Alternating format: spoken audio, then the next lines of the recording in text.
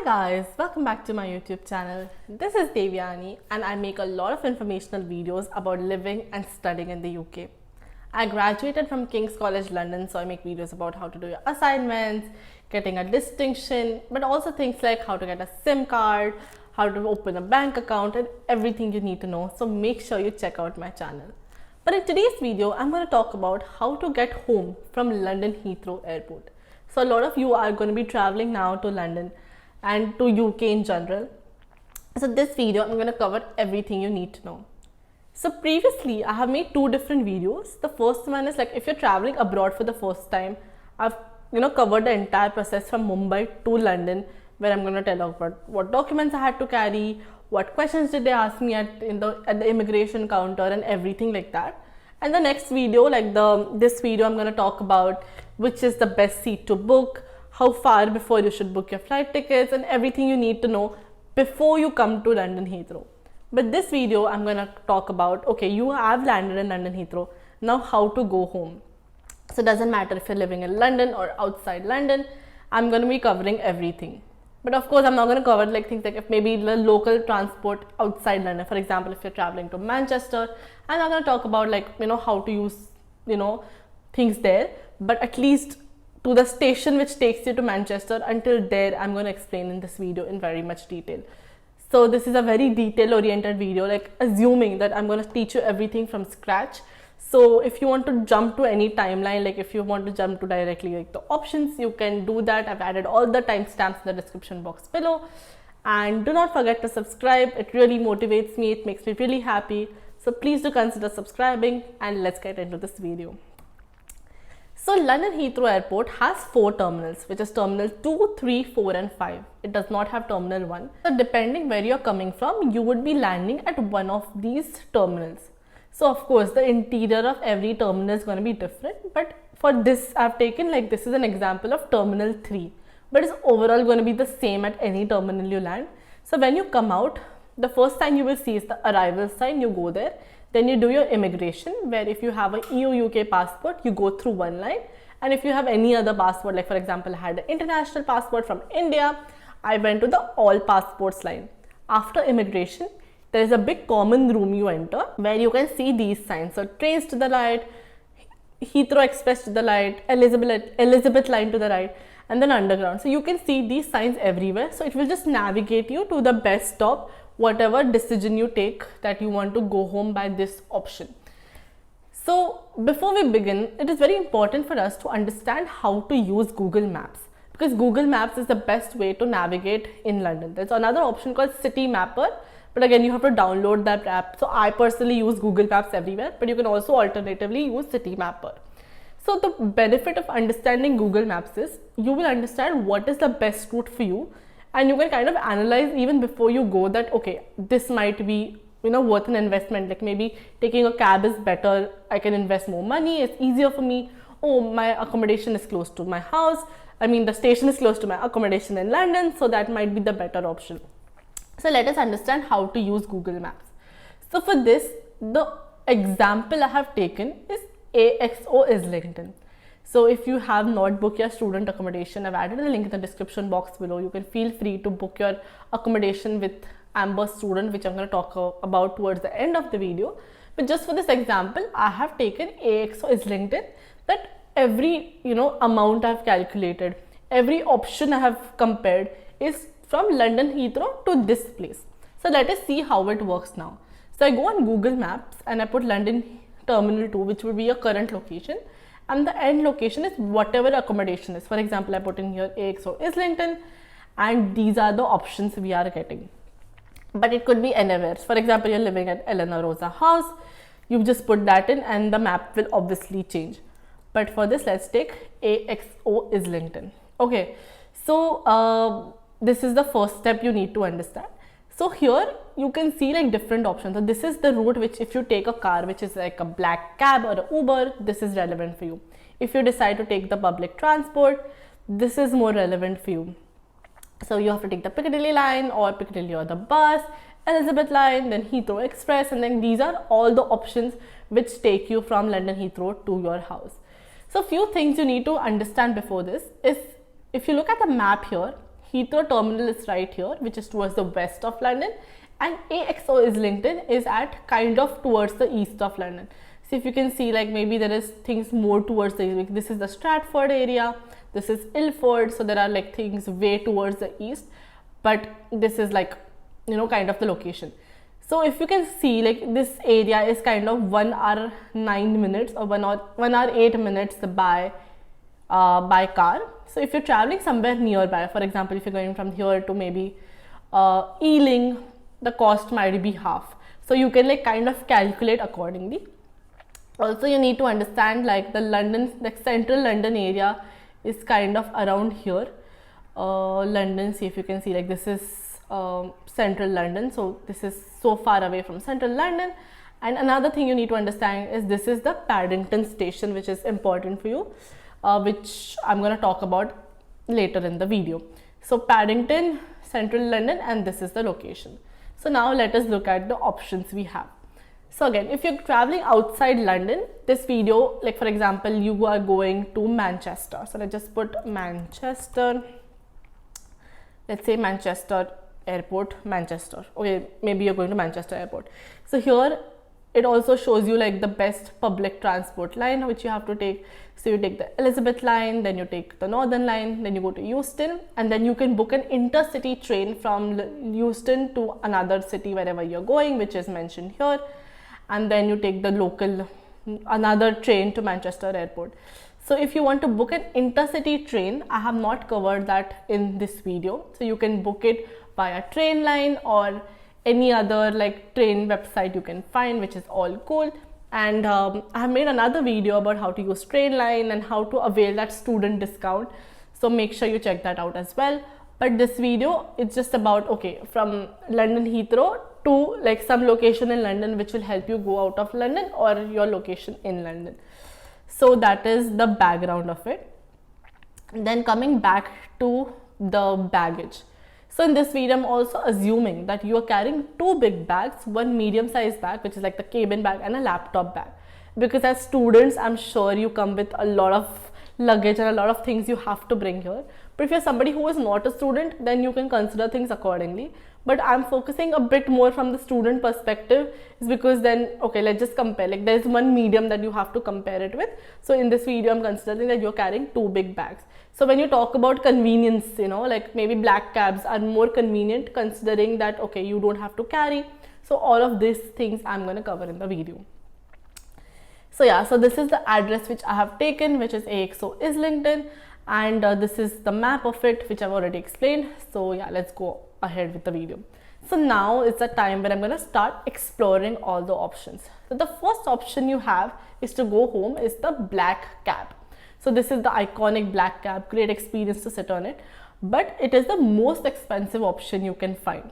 So to go to central London, it will take you approximately 45 minutes, but 1 hour 9 minutes or 1 hour 8 minutes to AXO Islington. Okay, so as you can see, it is the most expensive option with estimated like 102 to 138 pounds, which is like, if you convert it in rupees, which is like 10 to 12,000 rupees, which is crazy to go home.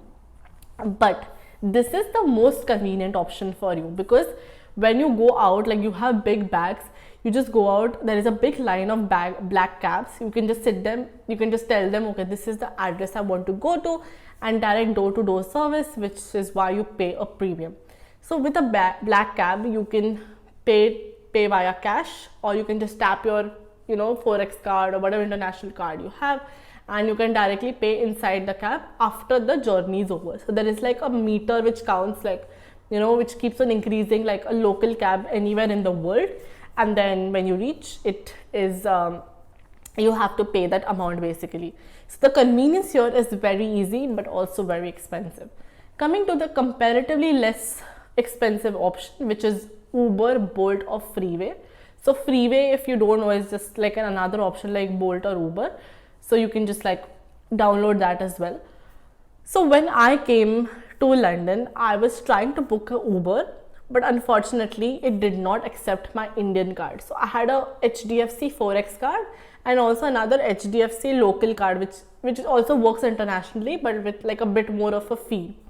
I tried to feed both of these cards in my Uber app, it did not work. I tried Bolt, it did not work. So back then freeway was not a thing, which came up a bit later, but it was not accepting my international card. But also Uber in London does not accept cash. So it is a cashless or cash free kind of mode of transport. So if you have any friend who is living in London who can come to pick you up or book a cab for you, it's going to be much more convenient, and then you can get a cab within like £60, and then again you get a door-to-door service. So one thing you need to consider for this is finding the Uber location is not always very easy.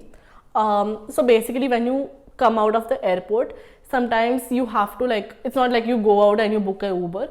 There is a car park allocated to every Uber or to Bolt or something like that. So for me, it was so difficult to find. You have to go out, take an elevator to go to some level, then go out, then take another elevator to go to car park 2. But here, oh, I've highlighted this, sorry about that. But for Heathrow Terminal 2, you go to level 4, row H, and then when you reach there, when you're 100% sure that this is the Uber location, only then book a cab. Because otherwise it's just so chaotic, because to reach there, it will at least take you maybe 5 to 10 minutes. Or considering you have to walk a lot, trying to figure out. And then if the Uber, usually the Uber cancels and then you have to pay a fee, which is not great. So I would say if your international card works, if you're able to book an Uber, that is the best option you can find, because it's cheaper, it's door-to-door service, and also very, very convenient. So that's the Uber Bolt option. So coming to the third option, which is the Heathrow Express. So Heathrow Express is like a fast track train which goes from Heathrow only to Paddington station. So earlier I was mentioning, the Paddington station, as you can see here. This is the Paddington station. So it's like a direct door-to-door service which costs £25 per person.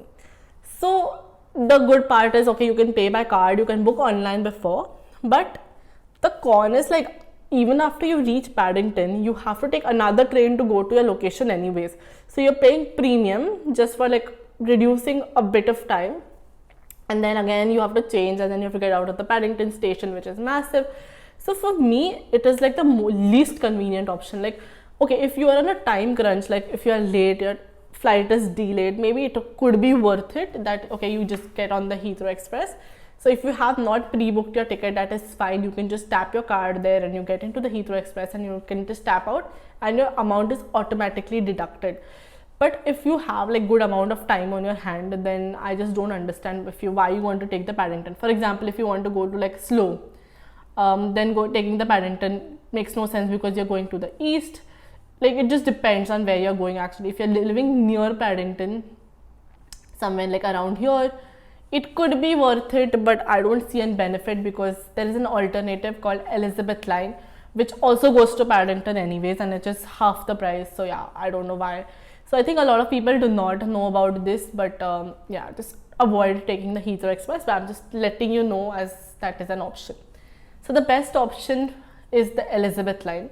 Best in the sense of convenience. Convenience if you don't have bags. If you're traveling alone with just one bag, then Elizabeth Line is the go-to, because you go there, it's a big train, it's a modern train, and it costs you £12.20 per person if you take the Elizabeth Line compared to £25 for the Heathrow Express, and it stops at way more places than Heathrow. So it stops let me just show you actually.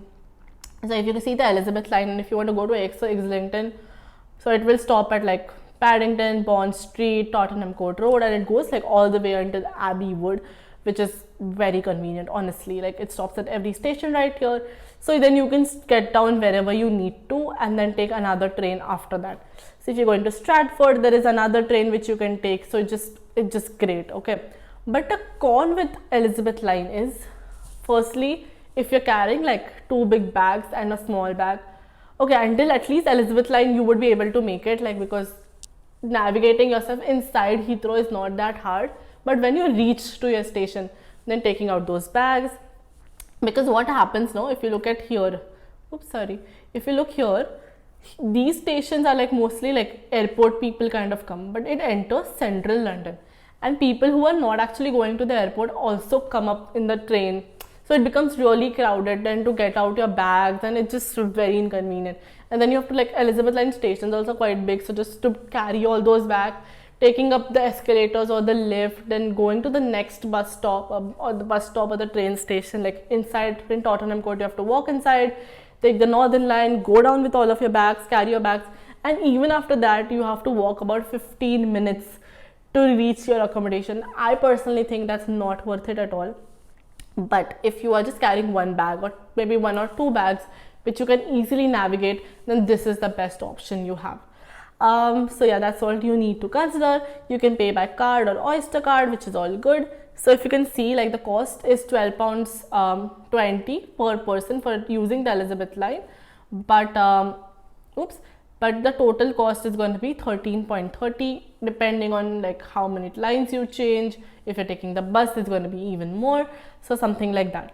So coming to the Piccadilly line, so comparing things again, for the National Express, it takes you 15 minutes to reach Paddington. For Elizabeth line, it takes you 30 minutes to reach Paddington, but for Piccadilly line, it takes you 54 minutes to reach Paddington. So, like, this is a very slow line, and it's kind of like, I personally do not like Piccadilly line so much, because firstly, it's very slow, second, it's not that clean, and third is, like, it's not baggage friendly. So, Elizabeth line have, like, spaces where you can, like, put your bags to the side and things like that, but Piccadilly line is just like a line with, like, seats in front of them, and then I don't know where you keep your bags, so it is very inconvenient. So again, with Piccadilly line, the con is not all stations have lifts, so you might have to carry your bags everywhere. And in terms of safety also, London, if you leave your bag somewhere, it might go, so just, like, added stress, a lot of stress. So I would say, like, okay, carry one bag, it's convenient, and if you're carrying one bag and if you want to save money, awesome, take the Piccadilly line. If you are carrying one bag and you just want to travel in much more luxury, like more like AC environment and like a better entry to the country, take the Elizabeth line. But if you're carrying multiple bags and money is not a constraint, then the black cab is the best option. Then you have the fifth and the final option, which is the National Express bus. So National Express, let me just take you to the website actually. So this you might have to pre-book, okay? So if you go to London, like Heathrow Airport, you can just say put like London. And these are the stops it directly goes to. So for example, if you are staying at, let's take for example, Eleanor Rosa House. So as you can see here, it is like from Stratford station, it's like a 7-minute walk. So this coach station directly takes you to Stratford, and then you can take like whatever time you want, maybe landing at 9 p.m. And then you take this and then you find your journey. So as you can see, it's costing you like it, but it takes a really long time. As you can see, it takes you 2 hours 40 minutes, which costs you £13.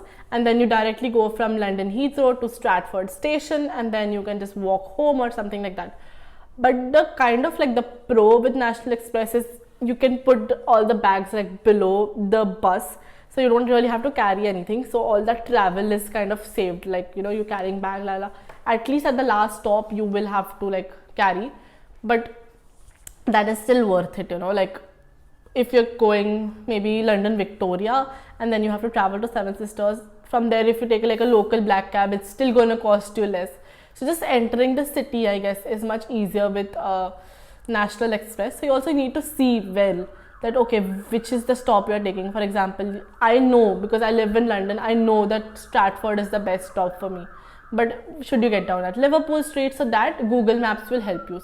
So I do have a slide for that as well. So mostly you do it online, you pre-book your tickets, which is the best, and it is less convenient in the sense that okay, you have to like travel for like almost 3 hours to get home, but also depends on the situation. So there is like no best or worst way, it just depends on your financial situation, the amount of time you have and everything. The most ideal scenario is just travel with your friends. So I have made a video about how to make friends before you come to the UK, which I've also added in the description box below. So then I've told you like how do you really build a community even before coming here, and that's what I did. Like I traveled with my friends, And then like luckily I had an uncle here, shout out to Himanshu Dada, who came to pick me up. But a lot of my roommates, like they took a black cab and two of them traveled together, and the cost was like split. So if it was 100, they paid like 50 pounds or whatever it is. So yeah, and also you can kind of negotiate with the black cab as well, that okay, maybe I want to like pay a bit less. But of course this is London, everything is going to be expensive. So yeah, it's crazy. But I hope that this is a very in detailed video which really helped you out. But now I'm just going to take a minute to talk about this video sponsor, which is Amber Student. So if you still haven't figured out where to stay, what you're going to do with your accommodation, Amber Student is the place for you. So I've added the link in the description box below. All you have to do is go on that and then like fill in the details of what you want to, like, you know, where you want to stay or what you want to do, and you can just do all the research like on this website. You can just say like, okay, I'm going to maybe King's College London. Let me just put that. And then which campus you are at and what are the accommodations nearby. So as you can see, the UCAS results have come out and the rooms are going out really fast. So if you want to do something, like if you want to come here and figure out your accommodation, you can also like book a short stay with Amber. So you can like not just 45 weeks, but like maybe 0 to 4 weeks also. Then you can come here and figure out. So these are the options which you can book for 0 to 4 weeks. Then you can also decide 5 to 25 weeks. So you can, depending on like what duration you want, you can choose. Then you can come here, stay during that time, and then during that time you can just like start looking for other accommodations. But if you want to make things easy and less like hassle free, you just book like the entire accommodation for the entire year, which is also available as well. So do check out Amber Student, and thank you for watching this video until the end. See you next time. Bye bye.